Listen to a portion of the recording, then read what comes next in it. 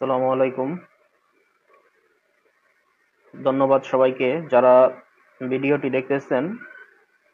আমি রিকোয়েস্ট করব যে আপনারা ভিডিওটি শেয়ার করে দিবেন। কিছু গুরুত্বপূর্ণ টপিক নিয়ে আমি একটু কথা বলবো আপনাদের সাথে। তো শিরোনামে দেখেছেন যে কিছু গুরুত্বপূর্ণ কিছু স্কিল, দক্ষতা যেটা সবার জন্যই জরুরি কর্মসংস্থানে, ভালো কর্মসংস্থান পেতে বা আপনার কর্মসংস্থানের সুবিধা পেতে, আপনার ক্যারিয়ার স্কিল ডেভেলপমেন্ট করতে হলে এই বিষয়গুলো আপনার যদি জানা থাকে, দক্ষতা থাকে, তাহলে আপনার ক্যারিয়ারটা দ্রুত ডেভেলপ হবে, আপনি ক্যারিয়ার গ্রোথ হবে, আপনি অনেক দূর যেতে পারবেন। তো তার মধ্যে একটা হচ্ছে যেমন আপনার কম্পিউটার স্কিল।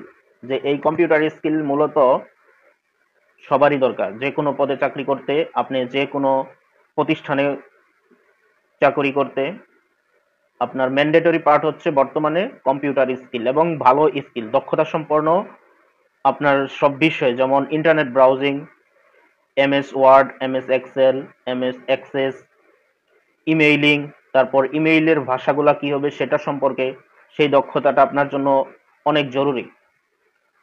দেন এই কম্পিউটার স্কিলের ভিতরে আপনার মোটামুটি ভাবে বেসিক বেসিক যে জিনিস আছে তার ভিতরে যেমন টাইপিং স্কিল, টাইপিং স্পিডের স্কিলটা আপনার জন্য খুবই গুরুত্বপূর্ণ। আপনি সেটা যে কোনো প্রতিষ্ঠানেই কাজ করেন, সরকারি হোক, প্রাইভেট সেক্টর হোক, মাল্টিন্যাশনাল হোক, ইন্টারন্যাশনাল হোক, টাইপিং স্কিল, মাইক্রোসফট ওয়ার্ড, তারপর হচ্ছে ইমেইল কমিউনিকেশন, ইন্টারনেট ব্রাউজিং, এই স্কিলগুলো আপনার জন্য দরকার। তো এরপর হচ্ছে আপনার ল্যাঙ্গুয়েজ। তো ল্যাঙ্গুয়েজ কি, বাংলা, ইংলিশ ল্যাঙ্গুয়েজ তো আছেই। এর ভিতরে বাংলায় আপনার কি দরকার, বাংলায় আপনার হচ্ছে স্পষ্ট ভাষা, ল্যাঙ্গুয়েজটা আপনি চলিত ভাষায় কথা বলতেছেন কিনা, আঞ্চলিক ভাষার ব্যবহার কমাতে হবে। আর বেসিক ইংলিশ যেটা আপনার দরকার, ইংলিশ স্কিল যার যত ভালো তার কেরিয়ার তত ভালো। তো ইংলিশ স্কিলটা, এটা আপনার কমিউনিকেশনের জন্য খুবই খুবই গুরুত্বপূর্ণ। সেটা আপনি যে কোনো প্রতিষ্ঠানে কাজ করেন, আপনার ল্যাঙ্গুয়েজ ইংলিশ যদি এক্সপার্ট হন আপনি, আপনার কেরিয়ার অনেক ভালো হবে। তো এরপরে হচ্ছে আপনার, আর এই ল্যাঙ্গুয়েজ থেকে আপনার পরবর্তী যেটা সেটা হচ্ছে কমিউনিকেশন স্কিল। তো ল্যাঙ্গুয়েজ ভালো হলে আপনার কমিউনিকেশন স্কিলটা ভালো থাকবে। আর এই কমিউনিকেশন স্কিলটা যদি ভালো থাকে, যোগাযোগের ক্ষেত্রে, মিটিং এর ক্ষেত্রে, আপনার প্রতিষ্ঠানে সিনিয়রদের সাথে অন্যান্য যে কোনো বিষয় আলোচনার ক্ষেত্রে, এটা আপনার কেরিয়ার উপরে ভালো ফোকাস করবে। এই জন্য যোগাযোগের দক্ষতা, কমিউনিকেশন স্কিলটা আপনার জন্য খুবই গুরুত্বপূর্ণ। দেন হচ্ছে টাইম ম্যানেজমেন্ট। টাইম ম্যানেজমেন্টটা যেমন আপনার যে কোনো কাজ আপনি অনেক সময় নিয়ে করলেন, খুব সময় বেশি নিয়ে করলেন, ধীরস্থিরভাবে করলেন, হয়তো আপনি ভাবতেছেন সেটাই সুন্দর, কিন্তু সেটা না। যেই কাজটা যেই সময়ের ভিতরে করা প্রয়োজন আপনি সেটা সেই সময়ের ভিতরে শেষ করেন। তারপর আপনি কাজের রেজাল্টটা যদি ভালো হয়, তাহলে আপনি বলতে পারেন যে আপনার টাইম ম্যানেজমেন্টটা কন্টিনিউ হচ্ছে। টাইম ম্যানেজমেন্টটা আপনার জন্য মোস্ট ইম্পর্টেন্ট। যেমন আপনি কোনো একটা প্রতিষ্ঠানে আপনার দায়িত্ব দেওয়া হলো, সেই প্রতিষ্ঠানে আপনার উপস্থিত হওয়া, প্রতিষ্ঠান থেকে কখন আসতেছেন, কোনো একটা টাস্ক আপনাকে দেওয়া হলো, সেই টাস্ক আপনি কত সময়ের ভিতরে করতেছেন, সেটা আপনার ম্যানেজমেন্ট, আপনার সিনিয়র পার্সন যারা আছে তারা অবজারভেশন করে। তো এটার উপরে আপনার ক্যারিয়ারের অনেক কিছুই নির্ভর করে। তো এটা খেয়াল রাখতে হবে। তারপর হচ্ছে আপনার নিজেকে ডেভেলপ করার একটা মেন্টালিটি থাকতে হবে, নিজেকে উন্নত করার মানসিকতা থাকতে হবে, যে আপনি এখন যে পজিশনে আছেন, আপনি সেই পজিশন থেকে আপনি 5 বছর পরে কোন পজিশন নিজেকে দেখতে চান, সেটা আপনার নিজের ভিতরে একটা গোল সেট করতে হবে। তো সেই গোল সেট করার পরে আপনি সেই গোল অনুযায়ী যদি কাজ করেন, তাহলে আপনার কেরিয়ারটা সামনের দিকে যাবে। সেই অনুযায়ী কাজ করলে আপনি কাজের ফলাফলটা পাবেন। সেই জন্য আপনার হচ্ছে আম, দরকার কি, নিজেকে সেলফ ডেভেলপমেন্ট, নিজেকে ডেভেলপমেন্ট করার যে চেষ্টা সেটা করা, সেই মেন্টালিটি নিজের ভিতরে তৈরি করা, এটা একটা।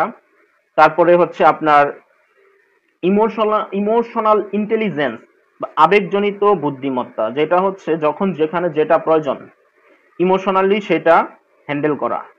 যে সেইটা আপনি কথার মাধ্যমে পারেন, কাজের মাধ্যমে পারেন, পরামর্শের মাধ্যমে পারেন। যেমন আপনি উপস্থিত একটা মিটিং করতেছেন বা আপনি সিনিয়রদের সাথে বসে আছেন, তো ওই পজিশনে আপনার এমন একটা কথা বললেন যেটা আপনার ব্রাইটনেস হয়ে গেল, সেই পরিবেশটা সুন্দর হয়ে গেল, সবাই খুশি হলো, আপনার ম্যানেজমেন্ট খুশি হলো, আপনার সিনিয়র পার্সন খুশি হলো, সেটা আপনার ক্যারিয়ারের জন্য খুব ইম্পর্টেন্ট।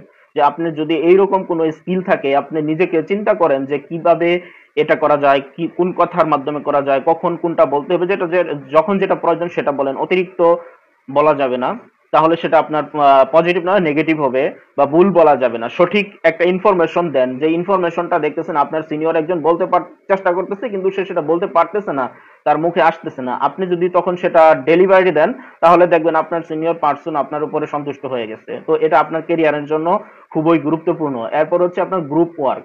তো আপনি যেইখানেই যান, আপনার হয়তো গ্রুপ ওয়ার্ক করতে হবে, আপনার একটা টিম থাকবে, সেই টিমের সাথে কাজ করতে হবে। তো অনেকের দেখা যায় যে একা কাজ করতে ভালো লাগে, বা যে কোনো একটা কাজ তাকে দিল, একা সে সলিউশন করে দিল, সেটা তার জন্য খুবই সহজ। কিন্তু সবার সাথে কাজ করলে তার জন্য বোরিং লাগে, সে সেটা করতে পারে না। তো এই মেন্টালিটি রাখা যাবে না, যে আপনার যে কোনো টিমের সাথে কাজ করতে হবে, যে কোনো আপনার টিমে যে কোনো ধরনের মানুষ থাকতে পারে।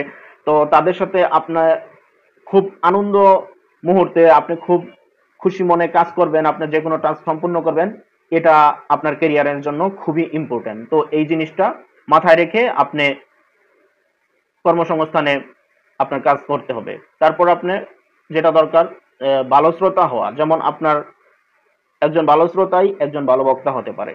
তো আপনি যে কোনো জায়গায় থাকেন, যে প্রতিষ্ঠানেই থাকেন, তো প্রতিষ্ঠানে কোনো মিটিং হলে বা কেউ আপনাকে কিছু বললে, তো আপনার আগে তার কথা শুনতে হবে। আপনার সিনিয়র পার্সন যদি আপনাকে কিছু বলে, সেটা আপনার জন্য যেমন গুরুত্বপূর্ণ, সেটা অ্যাডভাইস হোক, তার কাজের বর্ণনা হোক, যেটাই হোক, আপনার জুনিয়র পার্সন বা আপনার কলিগ যদিও কিছু বলে, সেটা আপনার আগে মনোযোগ দিয়ে শুনতে হবে। তো তার কথা আপনি শুনবেন, শোনার পরে আপনি সেটার সলিউশন পারলে দিবেন, পরামর্শ দিবেন, সেটার প্রেক্ষিতে আপনি যদি কিছু বলার থাকে বলবেন।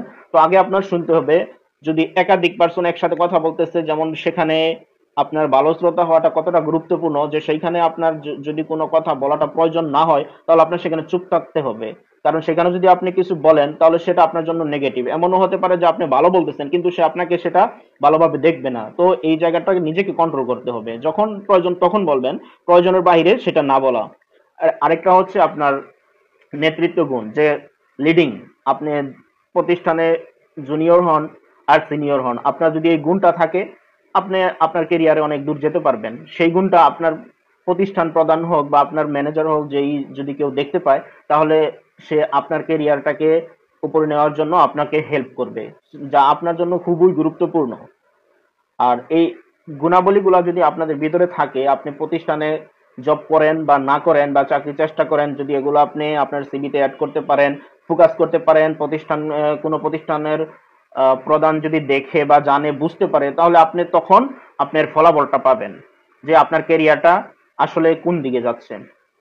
তো এতক্ষণ কথাগুলো শোনার জন্য সবাইকে অশেষ ধন্যবাদ। যদি মনে হয় ভালো লাগে, যদি হেল্পফুল হয়, তাহলে শেয়ার করবেন ভিডিওটা, এবং আমাদের পেজের সাথেই থাকবেন। ধন্যবাদ সবাইকে।